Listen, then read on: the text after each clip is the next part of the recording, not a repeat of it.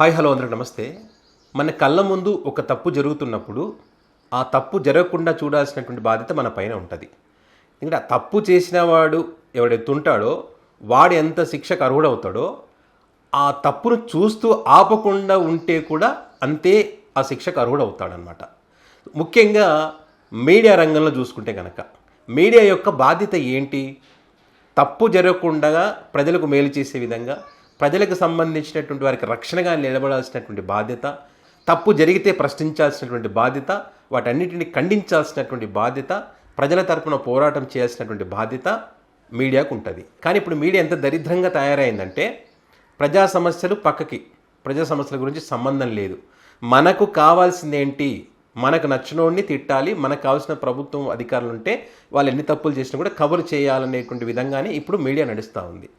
ఇప్పుడు ఈ కూటమి అధికారంలోకి వచ్చిన తర్వాత అనేక యూట్యూబ్ ఛానల్స్, సోషల్ మీడియా వేదికగా అనుకోండి, జగన్ గారిని తిట్టడం, జగన్ గారి ఫ్యామిలీని తిట్టడం, జగన్ గారి ఆ కూతుళ్ళని తిట్టడం, మరి అదేవిధంగా వైసీపీ పార్టీలో ఉన్నటువంటి నాయకులను, వాళ్ళ ఇంట్లో ఆడపిల్లలను, వాళ్ళ ఇంట్లో భార్యలను, వైసీపీ పార్టీలో ఉన్నటువంటి మహిళా నాయకురాలను, వీళ్ళందరినీ బూతులు తిట్టడం. మీరు వెతకండి, ఒక వర్గానికి సంబంధించినటువంటి ఛానల్ మొత్తం వెతకండి. నేను మొత్తం పెద్ద లిస్టే రెడీ చేస్తున్నాను, దానికి సంబంధించిన ఒక వీడియో కూడా సపరేట్గా చేస్తాను నేను. అందులో ఏది ఉండదు, ప్రజలకు సంబంధించిన సమస్యలు ఏవి ఉండవు, మొత్తం ఇదే తిట్టడమే. జగన్ తిట్టడం, వైసీపీ పార్టీ మహిళా నాయకులు ఇవే తిట్టడమే పనిగా పెట్టుకున్నారు, వేరే ఏమీ లేదు. అది కూడా శృతి మించిపోతుందన్నమాట. ఆ శృతి మించింది కాబట్టి మన కిరణ్ చేబ్రోల్ గారు ఎంత దారుణంగా మాట్లాడి చూస్తాం కదా, ఎవరైనా అంత దారుణంగా మాట్లాడతారా? మరి వాళ్ళు అంత దారుణంగా మాట్లాడుతుందంటే ఇక్కడ కూర్చున్నటువంటి యాంకర్ కానీ జర్నలిస్ట్ కానీ వాళ్ళు అడిగే క్వశ్చన్లు ఆ రకంగా ఉన్నాయి కాబట్టి వాళ్ళు ప్రోత్సహిస్తున్నారు. వాళ్ళు ఇట్లా కిరణ్ చేబ్రోల్ లాగా అనేక మంది ఉన్నారు. ఇప్పుడు సీమరాజు అనేటోడు ఉన్నాడు, సంసారిలాగా ఏమంటాడంటే నా దాంట్లో ఏవి కూడా బూతులు ఉండేవి, నేను అన్నీ కూడా చాలా నీతిగా నిజాయితీగా ఉంటాయని చెప్తాడు. ఆ ఛానల్ మొత్తం ఒకసారి వెరిఫై చేయండి, మీరు ఒకసారి చూడండి. మొత్తం ఆ తిట్టడం తప్పితే ప్రజా సమస్యలకు సంబంధించి ఏవి కూడా అందులో ఉండవు. అదే మన తిరుపతిలో తొక్కిసలాట జరిగింది, దానికి సంబంధించి ఉండదు, ఎందుకు జరిగింది, ఎవరి తప్పు అనేది ఉండదు. సింహాద్రి అప్పన్న ఆలయంలో తప్పు జరిగింది కదా, దానికి సంబంధించి ఉండదు. రాష్ట్రంలో మహిళలకు సంబంధించి ఏదైనా ఘటన చేస్తే దానికి సంబంధించి ఉండదు, ఏముండదు. వీడు తిట్టడం తప్ప వేరే పనే ఉండదు అనమాట. సో అందులో భాగంగా దుర్గాప్రసాద్ అని ఒక యాంకరు మన సీమరాజుని ఒక ఇంటర్వ్యూ చేశాడు తన ఛానల్లో. మంచిదే, ఇంటర్వ్యూ చేస్తే తప్పేం లేదు. కానీ ఆ వ్యక్తి శృతి మించి మాట్లాడినప్పుడు మరి ఈ వ్యక్తి బాధ్యత ఉంటుంది కదా ఖచ్చితంగా. సరే, ఈ మాటలైతే మాట్లాడొద్దు, దీని వరకు మాట్లాడదామని అనుకోవాలి కదా, లేదు. వాళ్ళ ఉద్దేశం అక్కడ కనిపిస్తూ ఉంది. ఇప్పుడు సీమరాజా అనేటోని కూర్చోబెట్టుకుని ఇంటర్వ్యూ చేస్తున్నారంటే, ఆ గతంలో ఏబి వెంకటేశ్వరరావు గారిని కూడా ఇంటర్వ్యూ చేశారు. మరి ఇక్కడ అర్థమైపోతుంది, ఏబి వెంకటేశ్వరరావు, సీమరాజా అండ్ అదేవిధంగా కిరణ్ చేబ్రోల్ ఇట్లాంటి వాళ్ళని ఇంటర్వ్యూ చేస్తున్నారంటే మనకు వాళ్ళ ఇంటెన్షన్ ఏందో అనేది అర్థమైపోతుంది కదా. సరే, వాళ్ళ ఇంటెన్షన్ ఏదైనప్పటికీ కూడా కనీసం ఒక పద్ధతి ఉంటుంది, ఒక లిమిట్స్ ఉంటుంది కదా. ఏదన్నా ఒక ప్రశ్న అడగడానికి కానీ వాళ్ళు మాట్లాడుతున్నప్పుడు కంట్రోల్ చేయాల్సినటువంటి బాధ్యత ఉంటుంది కదా, లేదు. ఆ బాధ్యత లేకుండా పేరునాని భార్య గురించి మాట్లాడితే సపోర్ట్ చేయడం, అని సపోర్ట్ చేయడం, అదేలే ఇదేలే నిజమేలే అన్నట్టుగా వీళ్ళు మాట్లాడడం. కంట్రోల్ చేయాలి కదా. పోనీ మాట్లాడాడు అనుకోండి, ఎడిటింగ్ దగ్గర మాకు సంబంధం లేదని ఎట్లా చెప్తారు? ఎడిటింగ్ రూమ్లో కూర్చొని అయినా సరే, అరే ఈ అభ్యంతరకరమైనటువంటి మాటలు ఉన్నాయి ఇక్కడ తీసేయడం చెప్పాలి కదా. లేదు మాకు తెలియదు అని అంటాడు, మాకు తెలియకుండా ఇది చేశారని అంటారు అనమాట.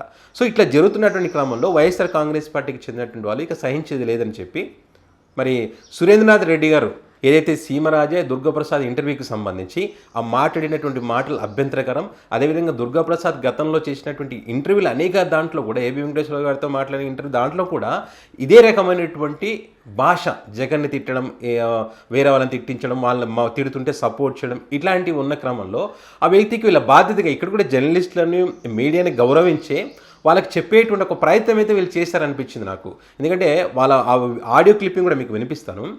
ఈ సురేంద్రనాథ్ రెడ్డి గారు ఫోన్ చేసి, మరి ఇదిగో ఇది పద్ధతి కాదు, ఇది ఆ వ్యక్తులు మాట్లాడుతున్నప్పుడు కనీసం మనం కంట్రోల్ చేసినటువంటి బాధ్యత మీకు ఉంటుంది.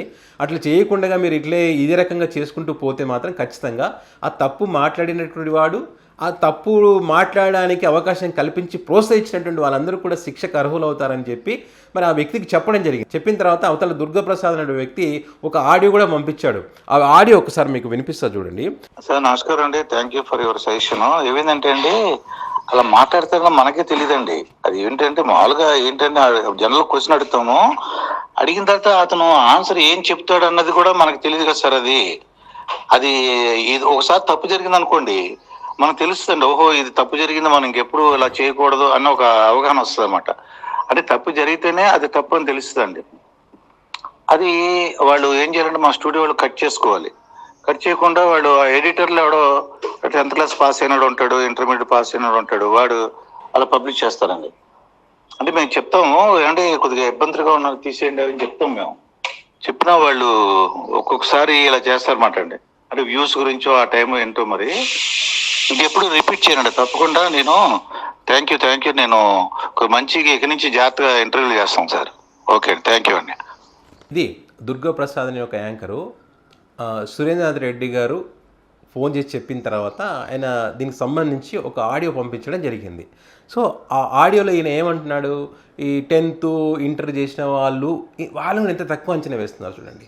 10th ఇంటర్ చేస్తే ఎడిటింగ్ రాదా వాళ్ళకు? మీరేం గడ్డి తిన్నారా? మీరు చెప్పాలి కదా, మీ బాధ్యత ఉంటుంది కదా. ఆ 10th చదివినా ఆ ఇంటర్ చదివిన వాళ్ళు ఎడిటింగ్ చేసేటప్పుడు అరే బాబు ఇదిగో ఇది ఇంది ఎడిటింగ్ ఇక్కడ ఇది తీసేయాలని మీరు చెప్పాలి కదా. మీకు తెలియదా? మీరు చెప్పకుండా మీ వ్యూస్ కోసమో దేనికోసం అంటారు, వ్యూస్ కోసమనే పెట్టారు. అది మీకు వేరే ఇంటెన్షన్ లేకుంటే చాలా ఉన్నాయి కదా, చాలామంది ఇంటర్వ్యూ చేసిపోయి ప్రజా సమస్యల గురించి వెళ్ళి తెలుసుకోవచ్చు కదా. అవన్నీ ఏమైనా చేశారా? లేదు. వాళ్ళ ఇంటెన్షనే వేరు అనమాట. సో గతంలో ఈయన చేసిన ఇంటర్వ్యూలన్నీ గమనిస్తే అన్నీ కూడా కావాలని చేసినట్టుగానే కనిపిస్తూ ఉన్నాయి ఇక్కడ. సో వాళ్ళు ఇంటర్వ్యూలు చేయొద్దా అంటే చేసుకోవచ్చు, తప్పేం లేదు. జగన్కి వ్యతిరేకంగా ఉన్న వాళ్ళు ఇంటర్వ్యూ చేయొద్దా అంటే చేయొచ్చు, ఎవరొద్దన్నారు. కానీ దానికి ఒక పద్ధతి ఉంటుంది, ఒక లిమిట్స్ ఉంటాయి, ప్రశ్నలు అడిగే విధానంలో తేడా ఉంటుంది. వాళ్ళు ఇది చెప్తారని మాకు తెలియదంటే నేను కూడా చాలా 100 ఇంటర్వ్యూలు చేశాను. నేను 2011 నుంచి ఉన్నాయి నా ఇంటర్వ్యూలు. నేను కూడా ఎవరైనా తప్పుగా మాట్లాడితే ఇది కరెక్ట్ కాదని చెప్పి ఎడిటింగ్ దగ్గర కూర్చున్నప్పుడు చేస్తే, ఎవరైనా పబ్లిక్ బయటకు వస్తే కూడా ఎవరైనా తప్పు మాట్లాడితే ముఖ్యమంత్రులను వీడు అన్నప్పుడు అట్లాంటి అంశాలకు సంబంధించి ఇక్కడ ఎడిటర్ దగ్గర కూర్చొని మరి నేను చెప్తాను, పలానా వ్యక్తి పలానా నియోజకవర్గం ఈ రకంగా మాట్లాడాడు, దాన్ని ఎడిట్ చేసేయండి, లేకుంటే బీప్ సౌండ్ వేయండి అని చెప్తాను. నేను ఏదైనా బూతులు ఉన్నా ఇంకో రకంగా ఉన్నా అది మన బాధ్యత కదా, చెప్పాల్సిన బాధ్యత కదా. ఏదో లైట్ తీసుకొని బాధ్యత లేకుండా మాట్లాడితే ఎట్లా? దేనికైనా ఒక హద్దు ఉంటుంది కదా. ఆ హద్దు దాటిపోయినప్పుడు ఖచ్చితంగా అటువైపు నుంచి రియాక్షన్ వేరే ఉంటుంది. మరి ఇలాంటి ఆరిపోయే దీపానికి వెలుగు ఎక్కువ అని ఈ సీమరాజా లాంటి వాళ్ళు ఇదే రకంగా మాట్లాడితే కష్టం. భవిష్యత్తు అది ఊహించలేము మనం. ఆ భవిష్యత్తుని మనం అనవసరంగా ఒకరిని తిట్టడము, బూతులు మాట్లాడము ఇవన్నీ చేయడం కరెక్ట్ కాదు. అది ఖచ్చితంగా కర్మ అనేటువంటిది ఒకటి వెంటాడుతుంది. ఇప్పుడు చూడండి, కిరణ్ చేబ్రోలు చెప్పాడు, నా చావు వైసీపీ వాళ్ళ చేతిలోనే చెప్పాడు. కానీ మనది కోరుకోవట్లేదు, జరగకూడదు. కానీ చెప్తున్నా అంటే ఇప్పుడు బయటికి రావాలంటే భయపడేటువంటి పరిస్థితి ఉంది. అనుక్షణం భయంతో బతకాల్సిన పరిస్థితి.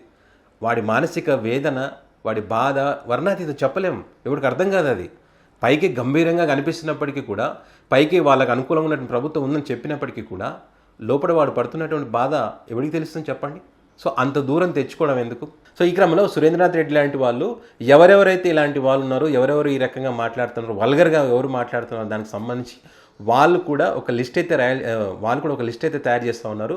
వాళ్ళ చేతికి చిక్కితే ఇక వాళ్ళని వదిలిపెట్టేటువంటి ప్రసక్తే లేదు అనేటువంటి విధంగా వీళ్ళు గట్టిగానే మరి లీగల్గా చాలా స్ట్రాంగ్గా మళ్ళీ యాక్షన్ తీసుకునే విధంగా వీళ్ళైతే గట్టిగానే ప్రయత్నం చేస్తూ ఉన్నారు.